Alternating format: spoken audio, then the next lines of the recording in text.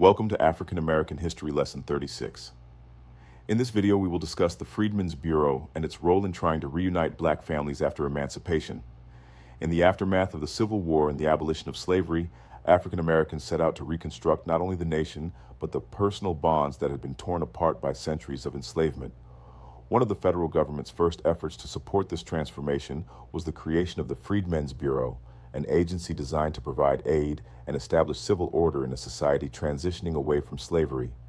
At the same time, formerly enslaved people launched widespread efforts to reunite with lost loved ones, rebuild households, and affirm the centrality of family and kinship in black life. Created by Congress in 1865 and operating until 1872, the Bureau of Refugees, Freedmen, and Abandoned Lands, commonly known as the Freedmen's Bureau, was the first federal agency established to provide direct assistance to newly freed African Americans. It played a critical role in the immediate aftermath of the Civil War, as the nation grappled with the human cost of slavery and secession. While the Bureau managed confiscated and abandoned Confederate property, its most lasting legacy lay in providing humanitarian relief and civic resources to formerly enslaved people.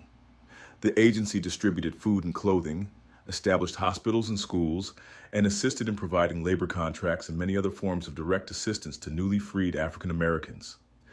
It played a critical role in the immediate aftermath of the Civil War, as the nation grappled with the human cost of slavery and secession. Slavery tore African American families apart through forced sales, relocations, and the deliberate erasure of names and heritage. Despite these devastating disruptions, black families nurtured kinship ties by creating new familial networks, godparents, community elders, and fictive kin.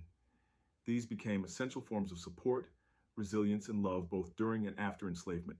After emancipation, many African Americans embarked on emotional and often dangerous journeys to find family members lost to the domestic slave trade. They placed classified ads in black newspapers, posted flyers, traveled among plantations, and appealed to Freedmen's Bureau agents, hoping for reunions that could restore fractured lineages and heal generational wounds. Before emancipation, marriages between enslaved people were not legally recognized. Yet, many formed unions through cultural practices like jumping the broom. After abolition, formerly enslaved couples sought legal recognition of their marriages, viewing it as a declaration of personhood. Many adopted surnames of their choosing, often of admired leaders or family ancestors. This was an expression of their newfound freedom and autonomy. The tradition of black family reunions emerged out of these post-emancipation quests to reconnect with loved ones. Over time, these gatherings became powerful intergenerational spaces to honor family roots, celebrate cultural resilience, pass down oral histories, and share food, music, and joy. These reunions turned a legacy of loss into one of love and enduring unity.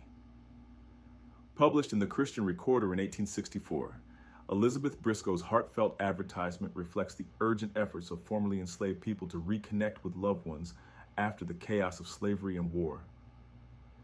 Like thousands of African Americans at the time, Briscoe turned to black newspapers to search for lost family members, demonstrating both the trauma of separation and the hope of reunion. Her ad stands as a moving example of black perseverance and love, as well as the power of the black press during Reconstruction.